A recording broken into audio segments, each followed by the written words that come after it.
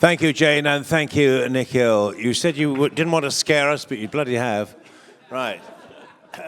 Now, if anybody's following the program closely, you'll see, ladies and gentlemen, we are building to a crescendo here.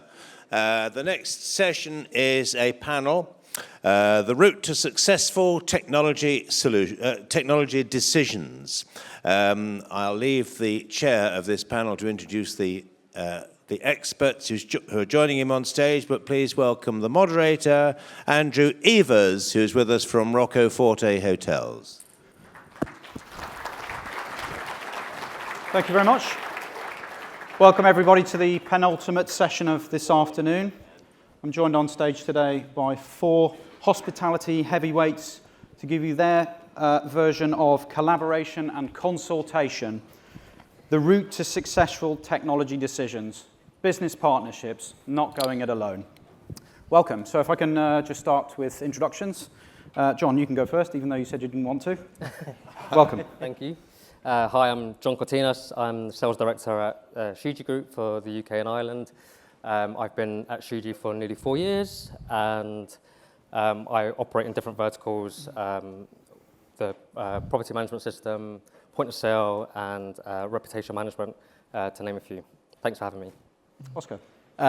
Oscar Carty, Senior Manager of Sales for Cvent across Europe, working with hotels at property and chain level across Europe. Neil? Hi, good afternoon, everybody. I'm Neil Braude, Group Operating Officer at Imperial London Hotels. I'm the only operator on the panel, so wish me luck. We're a privately owned group, 7 hotels in central London, 3,500 rooms, and one of them is the Royal National, which is the largest hotel in Western Europe with 1,652 rooms. Nice. Steve. And I'm Steve Johnson. I'm the Director of the Hospitality Business for RUCKUS Networks across EMEA. RUCKUS manufactures communications networking equipment. Hospitality is far and away our largest market. And if you haven't heard the RUCKUS brand as an operator in this room, then please come and see us on our stand and we'll tell you all about the details. Thank you all very much. Welcome once again. So I'm going to start with you, Neil. You're the operator, as you said. So you must have had a lot of experience in delivering technology projects to large organizations, larger hotels, etc. So big open question to start with. Who's in charge of a technology project, Neil? I think everybody. It's a great answer. Which comes into the collaboration piece, and I guess why we're here. So everybody is. I think you need to use the IT team as the central point. I think what we're quite good at as operators is we try solve our own problem without realizing that we've now solved our problem but created 2 or 3 problems for everybody else in the group. So it's really about using that central point, use your IT person as the central point to get all the information together, everybody's responses, all of their issues, all of that out, and then take it from there, but make the decision as a collective. Thank you. And Jon, you mentioned, as we were chatting beforehand, you made a good point about technology partnerships, which I think is your angle also. Yeah.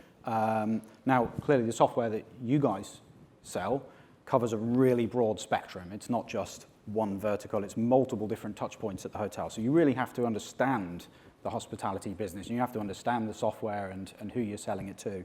So what's your version of partnership in a business? Who leads that from your perspective? I think it's very much customer-led. For us, we take someone like Neil, we take his guidance on it and what his thoughts and sentiments are, but it's very much led on, particularly most of our tech is very much guest-facing. So actually the guests are the one that kind of lead that conversation and lead that narrative. And I guess with that means that while we're having the conversations with our partners, we'll ensure that by going down that road, we have the right adoption and the right implementation in order to do it. But it's very much customer-led. Thank you. Oscar, you spoke when we were speaking beforehand. You mentioned about how important it is to know the difference between organizational change versus a smaller sectoral change within a business. So you've clearly got quite a handle on the discovery piece. Talk to us about how important the discovery is for you and what that looks like in the journey. I think just in general, in terms of, I'll speak from the more complicated angle, it's crucial to, you know, building out what that change is and why the change is being made. Yep. Obviously, there's business drivers for the change. There's a lot of reasons why this has come about. We've got to this point. I think getting all the stakeholders together, understanding their requirements, understanding what the effect of this, whether it's some kind of integration or new kind of efficiency tool that they might be launching across their organization, how it impacts those different stakeholders as well. So I think that's where you kind of build up that credibility with everyone, is you're taking on board all the points from them, and it's led by them, as Jon's mentioned, but that you can't start that process without understanding that part first. Mm-hmm, mm-hmm. So you need a really intimate, between both of you, I think you need a really intimate understanding of the nuance of a hospitality business. Yeah, exactly right. Yep. And that translates into your experience as well, I'm guessing, Steve. Yeah, very much. So I think that's a huge part for us as well in terms of operators, is that honest discovery piece. We're very good in the hotel side of saying we've done it that way for 50 years. How can we redo it? How can we want to change this problem, but we want it to operate exactly the same way it's done, which then doesn't. There's a disconnect. And Steve, the products and services that you have experience in selling is a bit more nuanced, because for somebody like me in technology, I understand technical applications and so on. But when you're selling that into a hospitality organization, we really need to zero in on what result is there for the customer, what result is there for the guest.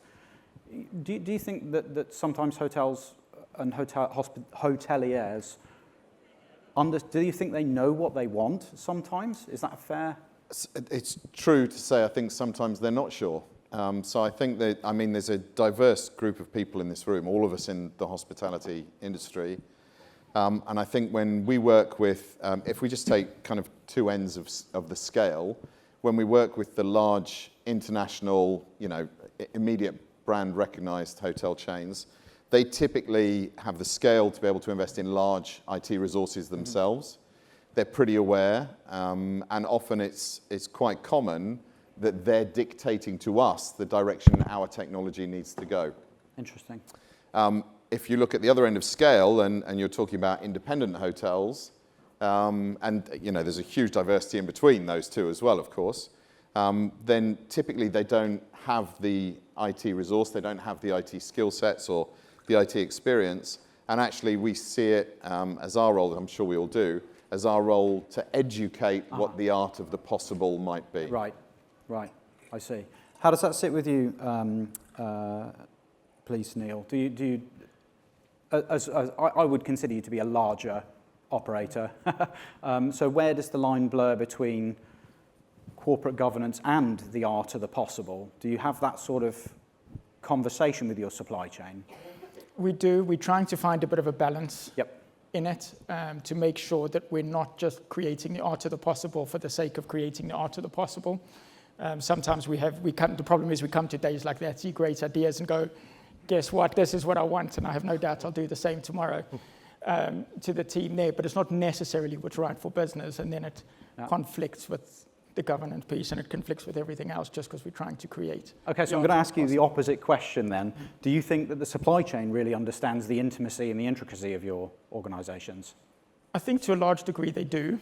But I think a lot of that comes from us and doing the discovery work internally first, so we can give them what it is and then let them find the solution for us, give them the problem and let them throw it back. I think they do, and I've got different ideas, and they've seen different things where sometimes in a small group, even in our case, you can get very institutionalized, and that's the way we want it, where the suppliers will have seen loads of different hotels, loads of different ways of doing things, and if we kind of be a bit braver and let them throw back a solution, we might find a more perfect solution. Okay, and so an open question to everyone here, integrations. I can see half the people leaving. Yeah. No. Integrations, how important is integrations, and where do you start that conversation? I suppose, just coming back to your position there, Neil, you know what data results you want. There's been a lot of talk about data today and about data integration and connectivity between systems.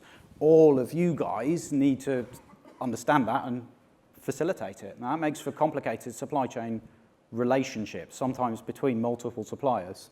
So just putting it out there for everybody to answer, how do you go about that, and how do you get to the bottom of it? If I pick that up, so the place that gets resolved isn't necessarily at the direct supplier level, the vendor level.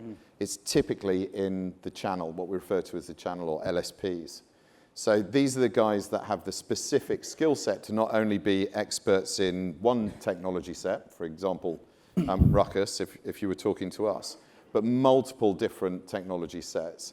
And they invest such a great deal of time in terms of selling into the hospital. It's interesting, so I'm fairly new to the hospitality industry.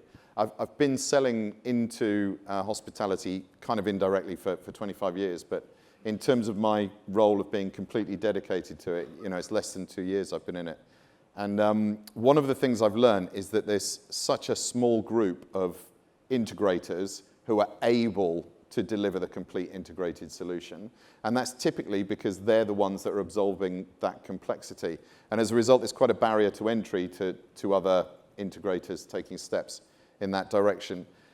Again, it depends on where you are in the scale of the operator. The very, very large ones will have their own organizations that will want to manage all of the IT themselves, and part of that will include the integration. And then as you get down into the smaller operators and independent hotels, typically a far greater percentage of that integration, it falls on the systems integrator, the LSP, who are ultimately the ones who are experts in delivering that. They kind of have a cookie cutter. Now, every deployment is different and every deployment is unique, but the core components of that can be kind of cookie cutted and repeated and repeated and repeated. And that's where you get the expertise from. So, if there was one piece of advice that I could give from this afternoon, so I've been talking for a minute or two now, hogging the mic. If there's one piece of advice, it is please work with an integrator that has proven expertise and history in delivering and deploying in the hospitality industry. But clearly you've got to understand how these, or rather what the result of these interconnected systems needs to be. So again, we find ourselves needing to understand the nuance of the hotel industry. You gave a fantastic example previously, Steve, about business hotels and keyless entry, for example. And this was where the inspiration of the art of the possible came into the conversation. It was the first time, so I'd been aware of this solution, people had told me about it, and honestly I'd heard about it and thought, is there a real value to a hotel in doing this? And then I experienced it, and I completely understood that, yes, there is.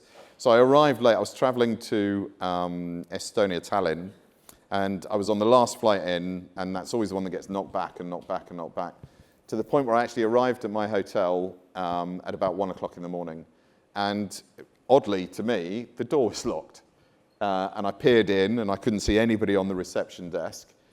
So I figured I had to wait for the caretaker or somebody from facilities just to wander past on one of their nightly shifts. But then I remembered they deployed a solution and I downloaded an app that allowed me keyless entry into my room. So I knew what my room number was, I knew obviously where to go on it. And I had the ability to open the door on this app. And I just thought, I wonder if that will let me through the front door as well. I wonder if that's the reason the front door is locked. So I checked, and indeed it was. So I was able to get in through the front door, walk straight past the front desk, didn't have to wait for anybody there, got the lift straight up to my room, and got access to my room immediately. And honestly, the relief that gave me and the experience that I got, the positive experience I got from that, any time I'm in Estonia, I only stay in that hotel. Okay. Good example. Thank you very much. Oscar, John, do you guys have anything to add? Yeah, definitely on the integrations piece, I think we have lots of, particularly at Shiji, we have lots of ways in which we can integrate. We're definitely API first. And one of the things that we always talk about is our relationships with other suppliers, other vendors within the industry, and that's really, really key. Particularly when you have a hotelier who has existing relationships with customers that they already use, vendors that they already use on a constant basis, we want to be able to have those same relationships. And I think that's really, really key on all of the stuff that they've already built. So integrations is a big part of our business, particularly because we're very much guest-facing. I always think that everyone has a different interpretation on the level of integration that you might need at a particular hotel or hotel group. And I think just understanding where you are in your journey with integrations is really, really key. You know, you don't want to go from 0 to 100, in my opinion. You might want to, you know, stagger the way in which that you implement. One of our customers is a great example of that, taking one set of tech at one point and then maybe doing a lot of change over a longer period of time rather than a short period of time. It just reduces that change fatigue. So you're looking for the 80-20 rule, sort of do the easy stuff first, smash that target, and then build up on that. Yeah, to a certain degree, yeah. But I mean, sometimes lots of people might want to really take the hard stuff first. Like we do implementations on PMS for new openings, and you might want to go heavy on you know, maybe the 5-star hotel first, and then maybe do like the 3- and 4-star later on, because the 5-star hotel, you need the ultimate guidance and the ultimate support within that first project, and then the other projects kind of fall in line. Thank you. Yeah, I think from an integration standpoint, I think Steve hit the nail on the head in terms of the experience that a customer has. You went to that hotel in Tallinn and they had a seamless experience to the point where you will go only to that property from here on out. And I think that's where, again, from my standpoint, from a Cvent standpoint, we want that experience, to help hotels and chains and venues to have that experience for their customers as well. So we work in different partnerships. We're working on allowing integrations with other vendors as well. Mm-hmm. Meeting package on Instant Book, for example, is one of the ones that is channeled through our website. Again, that's some of the ways that all of these things can kind of talk to each other. Whereas in the past there were sort of point solutions, and they did a job and they did it well, but they didn't necessarily provide that end-to-end experience, which I think is the most important thing for customers. Thank you. Neil, are you finding that the integration journey has gotten easier and better over time, or are we still struggling? It's gotten better. I think, especially as being the non-technical person on the panel, for me it doesn't always make sense, and it can be frustrating because it's like, surely you can just connect A to B, which of course isn't quite that simple. And I think what I've learned is that you've got to accept that if you're going to make changes in the tech stack, or new technology, it doesn't always connect. So you've got to accept, what do you want, what's the end game, and just be a little bit, like Jon said, just be a little bit patient with it. It is getting easier, some things still need to be built. But if you're patient on it and you have your key ideas of what you want, as long as that's implemented, the rest can be added on at a later stage. Just try and be patient. Understand. Thank you. So we can't really talk about technology projects without talking about drift. I think it's perhaps this isn't just about technology. Project drift just does happen. It does. Sometimes it's serious. Sometimes it's not. So an open question to everybody. How do you manage drift, and how do you keep stuff on the rails? And what does the business communication look like when things start to drift out? I'll pick that up first then. So I think that there's a couple of things you can do that assist in avoiding drift or minimizing drift. The first is that there needs to be a single goal. So everybody who's involved, whether it's the technology supplier, sorry, I keep knocking my mic, whether it's the technology supplier, the integrator, or the operator themselves, everybody needs to agree and have absolute clarity on what the goal is. Because one of the issues is, of course, as you head towards achieving that goal, that there are many different rat holes that you can fall down along the way. The other thing, I think, is to have a single point of accountability. Who that is, I think, varies. Again, if you go back to my multinational down to independent, that the person that would be singularly responsible for delivering the project might be a different person in a different environment. Mm-hmm. But having a single point of ownership and a single clear goal will assist everybody just on keeping on track. From an operator's point of view, I think a key part of that, I agree with everything you've said, and I think an additional part of that is it takes time, and recognizing how much time this is going to take. And I think often we start a project without really realizing how much time it's going to be needed in it and how much dedication that's going to be needed. And that may be external resources, because BAU still has to happen. and you don't realize how much time is going to be spent in presentations or reading RFPs. So that causes that. So acknowledging that from the beginning and committing the right resources. And I think what, certainly from smaller hotels, is having a dedicated project manager, someone to manage that and keep everybody on track. That's not something always, depending on the size of the project, that someone can do in their day job. It's a specialist requirement, especially if you're rolling out big systems and stuff, which has been key for us in some of the later projects, which we've learned the hard way, unfortunately. Yeah, I fully agree with that, actually. My interpretation of drift is twofold. One is drifting away from your single objective of why you want to implement new tech in the first place, but drift is also a time drift. Sometimes, as Neil said, it can be really, really long-winded. It could take longer than you think. Some operators that we speak to say, John, we really want to go live before Christmas. We're November. The opportunity to go live before Christmas is really, really, really, really stressful, but maybe not only for us, but also for the operator itself. And is it realistic? And I think that's the two parts of the drift side. We definitely feel like, particularly on the timescale side, we want to support as much as we can and be kind of front-facing with all of the kind of questions that come up around the different areas that we kind of want to support with. So, that's my interpretation of twofold in terms of drift. Yeah, and I just to add to that, in terms of internal stakeholders and having a project manager and having someone who's the lead on those things, it's so important, because there are a lot of times where we think we've got all the requirements, we're setting out, this is the path that we're going to take, but then maybe midway through another person has an idea of what that should look like, and therefore then do we go back to the drawing board? Do we start all over again? So that's why it's so important to have that one source of truth, that one person that is taking responsibility for these projects.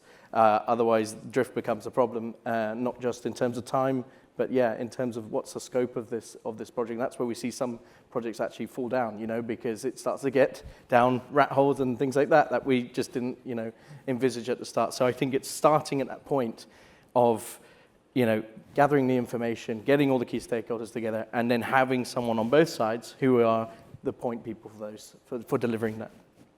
Great. You mentioned stakeholders there, about getting stakeholder investment and buy-in to these technology projects, and having them really believe in the projects, but also sponsor them personally, and get behind delivering that kind of thing. So that sort of leads us nicely into the thought about aftercare and about adoption rates and training and that kind of thing. Yep.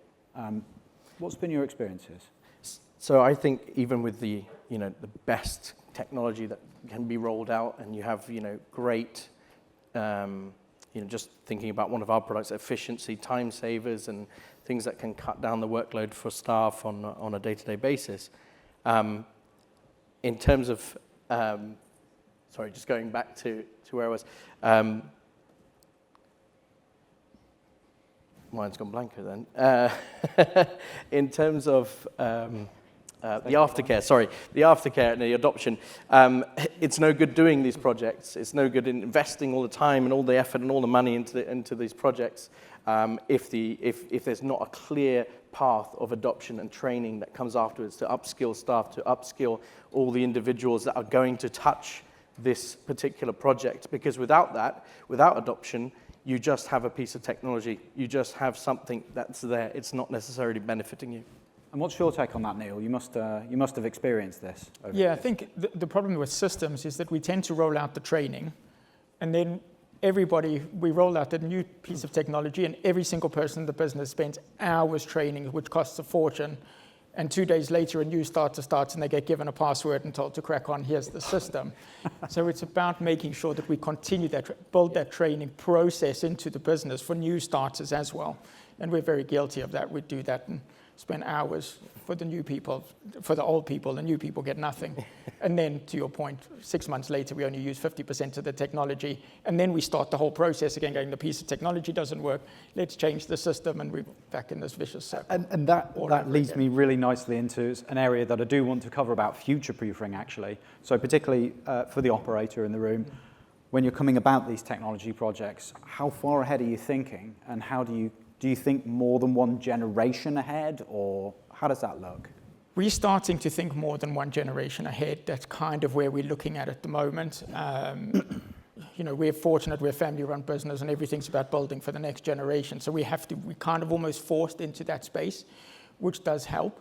What we've started to do on some of our projects now is we kind of look at the decision is a project within itself, and it's about getting all the right key stakeholders in, because if we get that decision right and spend the time making the right decision, it means we are future-proofing it by definition, because we don't then end up in the same cycle 2 years down the line. Yeah, excellent. So it sounds like, you know, a thought that I would take from what you've just said is that your supplier relationships, it's more than a one and done.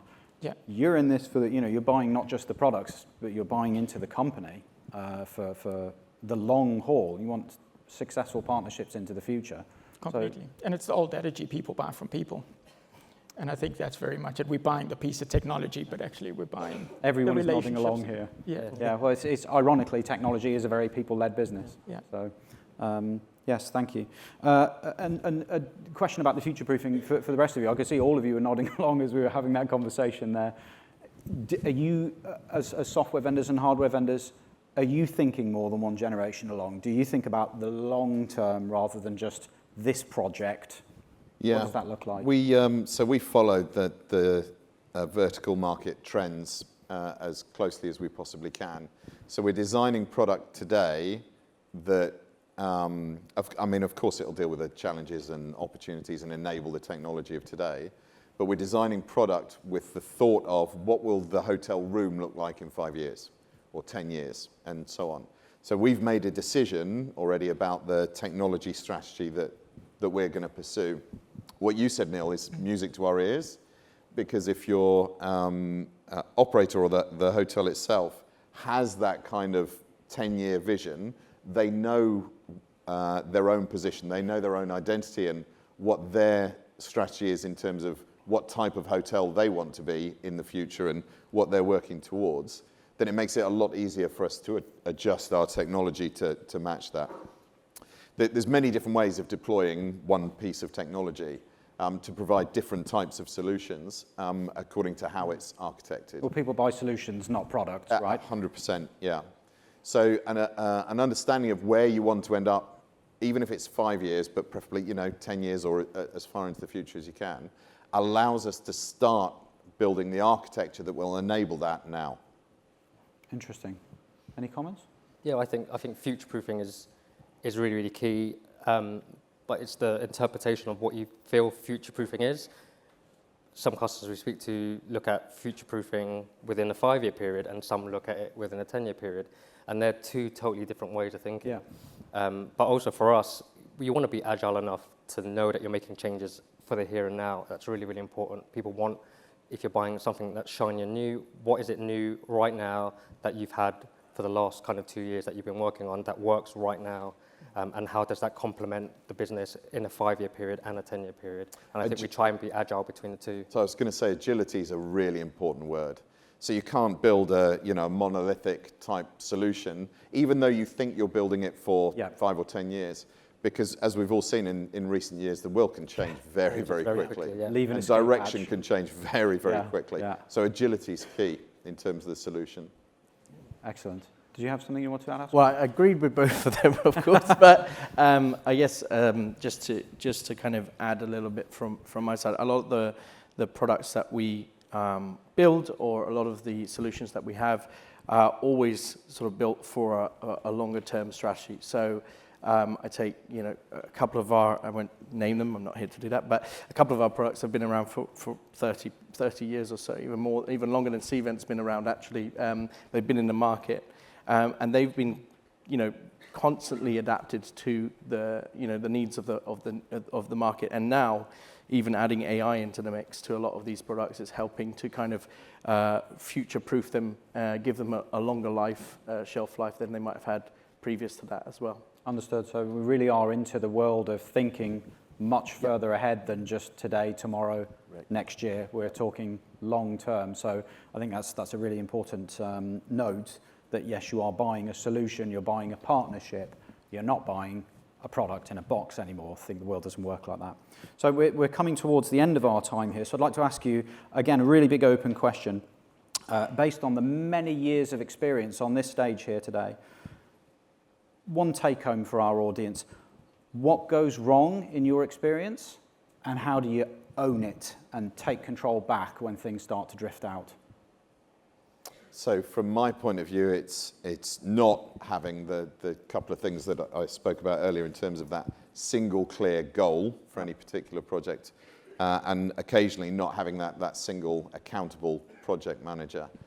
I think misset expectations as well. So if there's a misunderstanding about what the outcomes will actually be between either people within the operator, themselves the different stakeholders within the operator, or the different stakeholders within the supply chain as well. So again, I revert back to the most important thing is if you are small, if you don't have the IT resources yourself, work with an expert. So use one of the integrators or LSPs that can prove to you that they've done this before and done it successfully before. And also make sure that you've got a very clear goal. You have open communication with them, and you have a very clear goal about what you want to achieve with them. Thank you. Well, in terms of things that can go wrong, I would say not having a clear understanding of what that change needs to be, not having a clear picture as to why you're making those changes to your business, because a lot of the time where things kind of go awry is those requirements change depending on how far, you could be midway through a project, those requirements suddenly change because at that starting point, there wasn't a clear vision as to what the change and what that impact was going to be for that business. So I think, again, not to repeat everything, but I think we're fairly aligned in some of this, which is that, having clear goals, setting clear targets, understanding, and when we spoke about drift earlier, drift is probably it's a normal part of making bigger, complex changes. So again, I would say planning for that is also a key. With tolerances. Exactly. With tolerances, exactly right. Yeah. Okay. Right, exactly. Sure. From our side, I think it's a case of getting where things can go wrong is by not getting the experts in the room first up, getting them. So it's part of that discovery process, but having the right people actually part of that discovery process so you again know what the goal is. But it really starts from that beginning, the communication and getting the right people in the room at property level to determine what that is. And then just be brutally honest about what are we trying to solve and what's wrong with what we currently have. Very good. Yeah, for me, what goes wrong, sometimes initial timescales tend to change rapidly. But from my perspective, again, going back to agility, being able to move in the direction that the hotelier would like to move at and at their particular pace, I think that's something that we try and do when things do go wrong. And then one kind of key takeaway that I would like to say is what your guests saying, like what are they always telling you about, what's your guest sentiment and what's their expectations, and then through that you can control the narrative on what you want to do in terms of adoption and implementation. Yeah. So to sum that up, not wishing to sound too cliche, but fail to plan, and you're planning to fail, right? So, yeah. So we're pretty much out of time. So I'd like to thank you all very much for joining this afternoon's panel. Thank you very much.